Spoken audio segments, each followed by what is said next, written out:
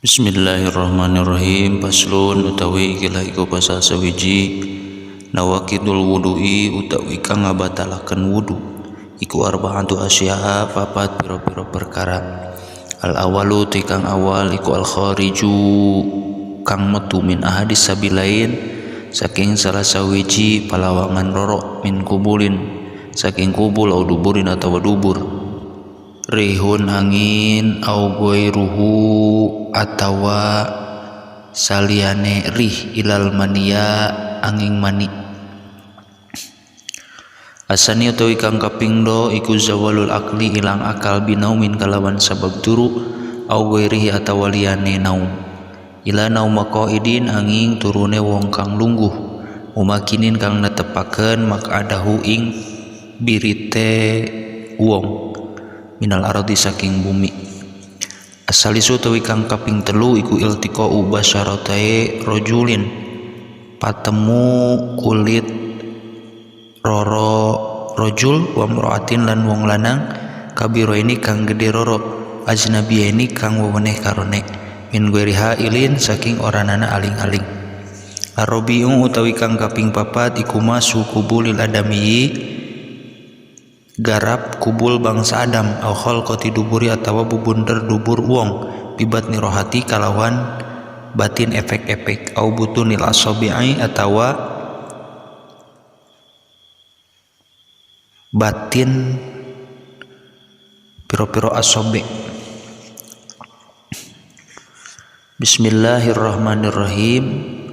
Dina ieu pasal rek nyaritakeun perkara nu matak ngabatalkeun kana wudu nu jumlahna aya 4. Mana nu 4 teh nu kahijina al awalu al khariju min ahadis sabilain. Nu kahiji aya nu kaluar tina kubul atawa dubur naha ain atawa angin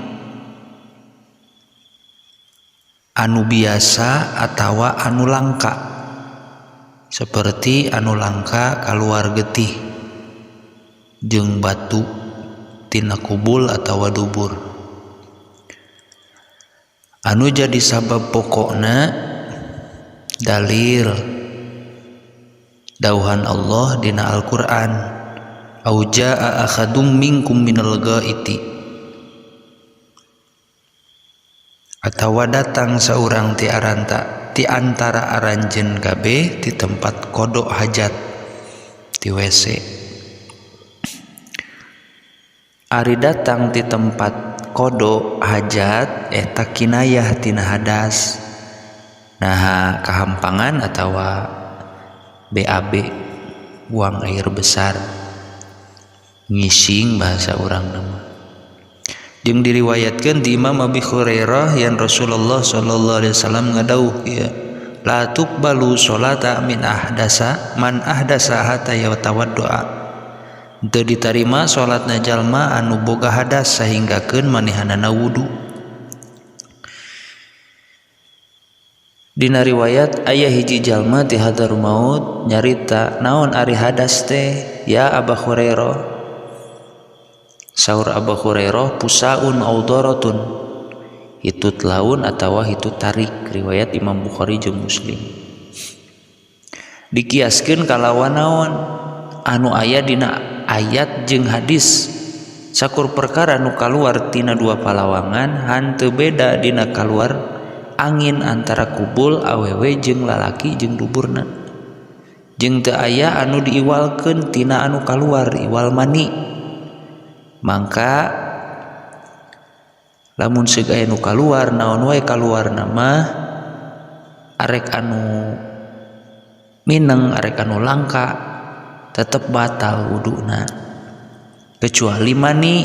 Mangka mani mah teu ngabatalkeun kana wudu nurutkeun madhab anu sahih sabab nu kaluar hiji henteu ngawajibkeun 2 susu.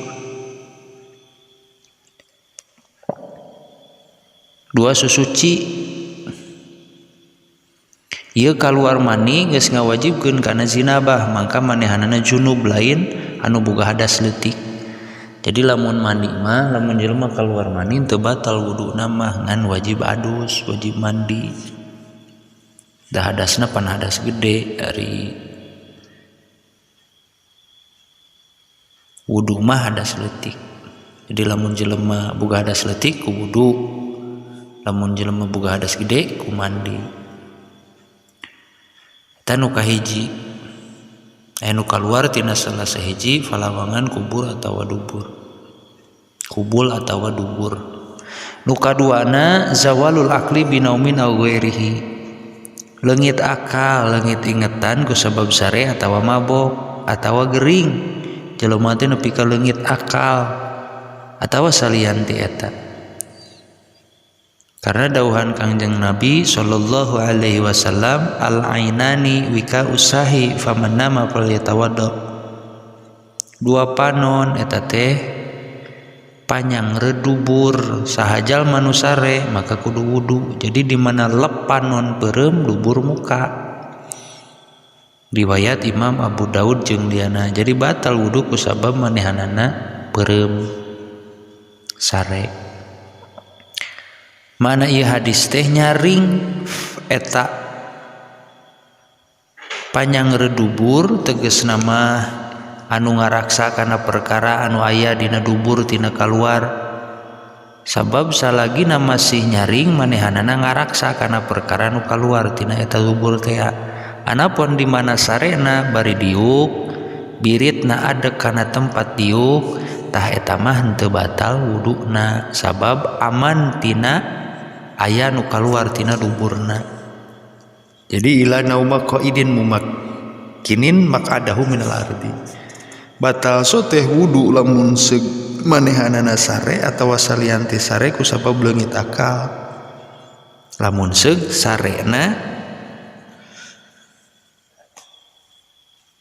ante netepkeun kana biritna, anapun ari netepkeun maka kana biritna teu jadi batal wudu. Misalkan urang diuk netepkeun kana bujur urang kana taneuh heg urang lep nunutan panon beureum teu matak batal wuduna. Riwayat Imam Anas saurna kana ashabu Rasulillah sallallahu alaihi wasallam yang tadiruna al-isya hatta tahfiqa ru'usuhum tsumma yusalluna wa la yatawadduun. Kayaan sahabat Rasulullah sallallahu alaihi wasallam narungu salat isya nepi ka condong sirah aranjeuna kulem bari calik. Teras aranjeuna salat sareng aranjeuna teh teu ngalaksanakeun wudu deui. Riwayat Imam Abu Daud jeung dihukuman eta hadis teh sahih ku Imam Darqutni. Asalna dina sahih Muslim. Ari nunutan heuai nunutannya panon beureum henteu matak batal wudu nunutan mah. Ari leungit akal, leungit ingetan ku sabab mabok, gering, sakalor, gelo atawa nginum obat misalkan. Eta leuwih utama matak ngabatalkeun wudu. Sabab poho nalika ayana ieu sabab-sabab eta leuwih kacida tibatan sare. Sedeng ku sare mah sedengkeun ku sare geus batal. Komo deui misalkan leungit ingetanana teh ku sabab mabok, ku sabab gering, sakalor, gelo, minum obat, nyabu misalkan, leungit akalna. Tawa naon wae teman. Jadi mata ngabatalkeun kana wudu teh nu kaduana leungit akal ku sabab sare atau salianti sare. Kecuali sarena nutupkeun kana biritna teu batal wudu. Nukatiluna iltiqau basyarati rajulin wa imra'atin kabiraini aznabiyaini min ghairi hailin. Nukatiluna paantel kulit lalaki jeung kulit awewe anu lain mahram anu geus gede duanana sarta teu make hahalang maka batal wuduna masing-masing. Lamun aya awewe jeung lalaki paantel kulit duanana bari ajnabiyin. Duanana teh lain sanak baraya. Kumaha lamun adik kalanceuk teu batal. Hinung ka anak teu batal. Urang kanu jadi kolotna pamajikan mitoha disebutna teu batal. Ke aya nu matak disebut ajnabiyain teh nu kumaha? disebut ajnabi teh nu kumaha kin kapayun insyaallah aya bakal diulas. Tadi dia mah nu mata ngabatalkeun kana wudu teh nyaeta awewe jeung lalaki paantel kulit duanana goiru khailin teu aya aling-aling. Kumaha lamun aya aling-aling? Urang adek jeung awewe. Posisi urang kaayaan make baju, awewe make baju adek. Tapi aya halang. Aya hahalang eta mah teu batal. Lamun teu aya hahalang kulit urang jeung kulit awewe adek mangka batal wuduna amun seug antara urang jeung antara eta awewe teh lain mahram. Karena dawuhan Allah aula mastumun nisa falam tazidu ma'ang fatayammamu aranjeun paantel kulit jeung awewe tuluy aranjeun teu mangih cai maka maraneh kudu tayamum. Al-Maidah ayat kagenep. Ari lamsu eta nyabak ku leungeun sakumaha anu ditafsirkeun ku Ibnu Umar. Ari makna dina batal wudu ku sabab paantel kulit eta aya dugaan lazat anu ngahudangkeun kana syahwat. Sakarina surah paantel kulit eta disaruakeun jeung ieu. Teu aya perbedaan dina lalaki antara kolot anu teu aya syahwat atawa lain. Jeung teu aya perbedaan di awewe antara anu ngora jeung nini-nini nu geus teu dipikahayang. Kajaba lamun seug aya halang sanajan ipis eta teu matak batal. Arek budak ka kolot, arek kolot ka budak gitu sarua wae hukumna. Jeung teu batal paantel kulit awewe jeung lalaki, awewe anu leutik atawa jeung lalaki anu leutik keneh anu masing-masing can nepi kana had syahwat ceuk urup kusabab teu aya dugaan syahwat. Modelkeun aya budak leutik ieu budak leutik pisan maksudna namanya aya umur budak 8 tahun mun di awewe 15 tahun mun di lalaki adak jeung urang nu kisaran umur 30 tahun nya batal. Aya budak leutik keneh pisan mah henteu.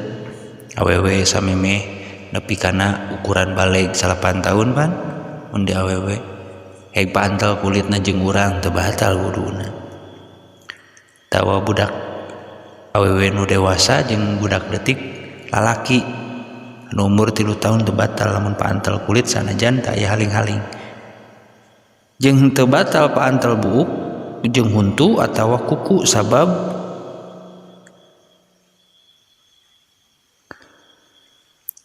nu jadi alesanana gedena ladat dina ieu perkara kalawan ninggal lain kalawan paantel. Ieu paantel kuku huntu nya eta mah teu batal. Buuk urang misalkan paantel jeung awewe ajnabi